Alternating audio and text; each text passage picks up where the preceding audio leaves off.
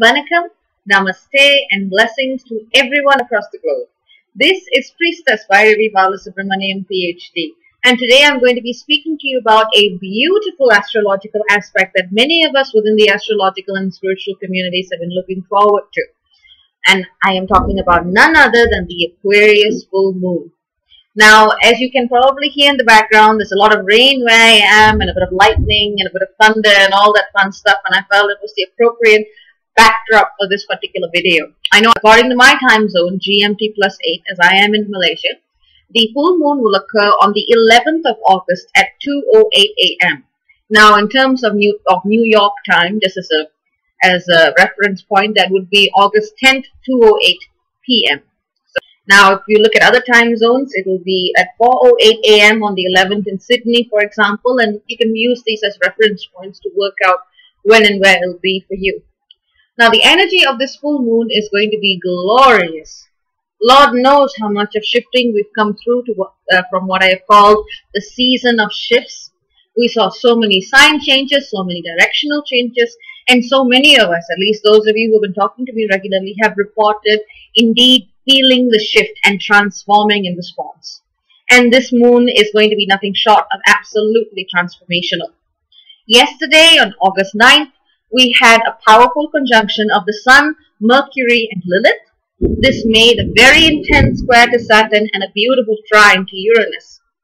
Now, basically, what that means is, very, very briefly speaking, we saw the light of awareness, light of focused consciousness, represented by the Sun in Leo, conjunct Mercury. Mercury represents intellect, communication, the ability to verbalize yourself, the ability to perceive things, and Lilith, the aspect of the dark goddess or the suppressed goddess, coming together and amplifying one another's energies in the beautiful sign of Leo. Leo, that magnificent roaring lion.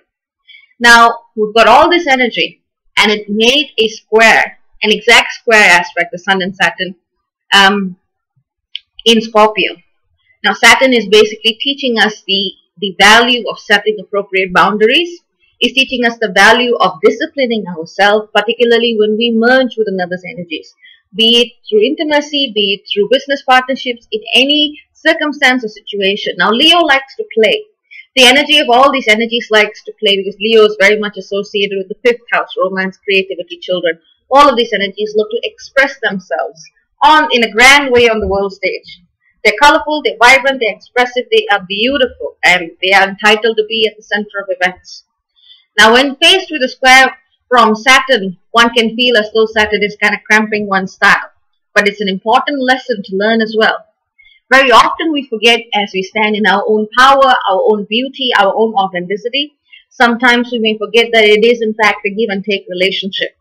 We may forget that we are all doing this at the same time. We are all, collectively speaking, the center of our own universes.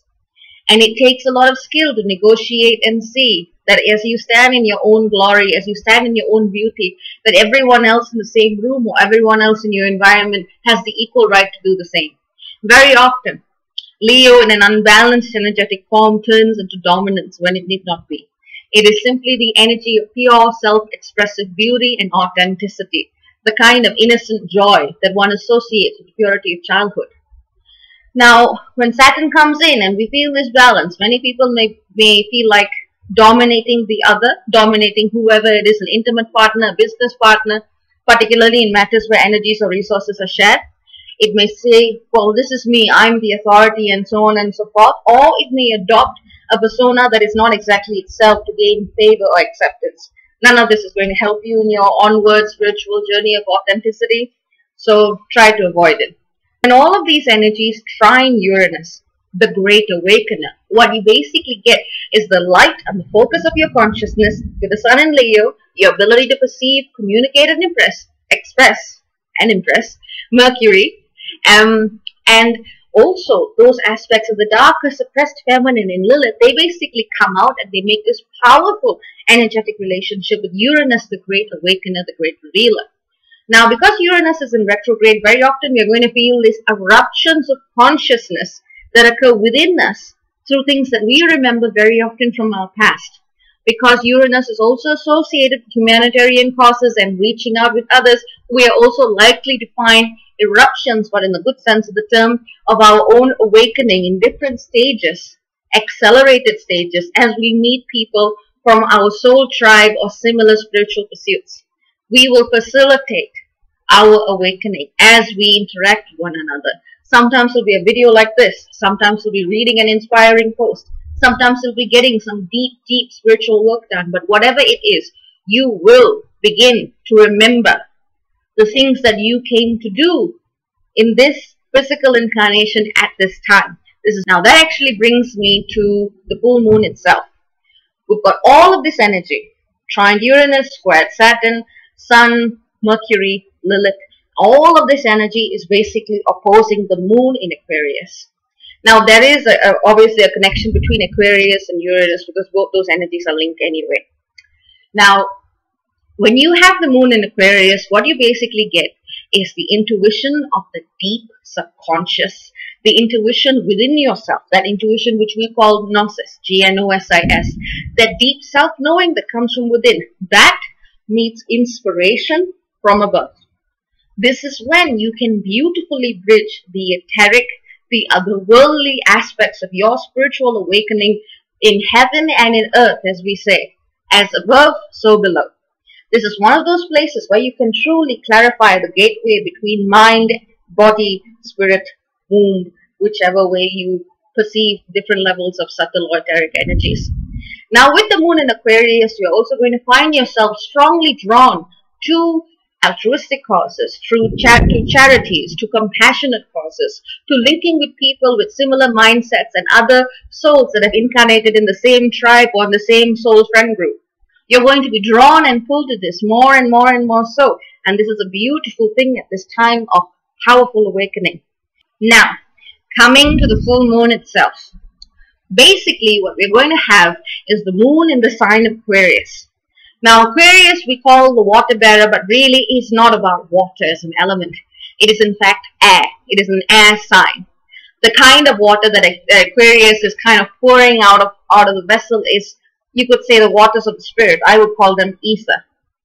Now, I know many people are worried about the square to Saturn and the trine to Uranus and so on and so forth, more so the square to Saturn. Personally speaking, I feel that Saturn is actually doing us all a collective favor. It is helping us keep our energy within the limits of form, within the limits of structure, and it is teaching us not to escape to other worlds. It is reminding us of the importance of embodiment at this time and the kinds of duties that we owe not only to ourselves, but also to society in general. And sometimes fulfilling that duty is simply being who you truly are. I'm not talking about a sense of duty or obligation or whatnot. So at this time, I would say, to the best of your ability, and I'm sure many people will, enjoy this energy. Allow this energy to make changes. Allow this energy to light up pathways for answers or solutions that many of you would have been craving for a very, very long time.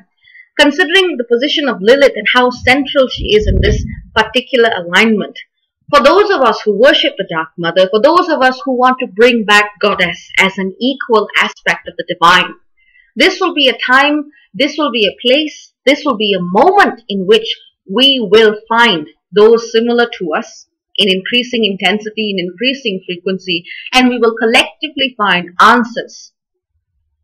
What can we do to make this world more balanced? What can we do to facilitate a knowing and awakening of the realization of the importance of both divine masculine and feminine? This will be an answer that will be, or rather a question and answers that will be resonating for many at this time. Expect inspirational pathways, breakthroughs, and sheer moments of genius to permeate your lives and our collective lives over the next few days.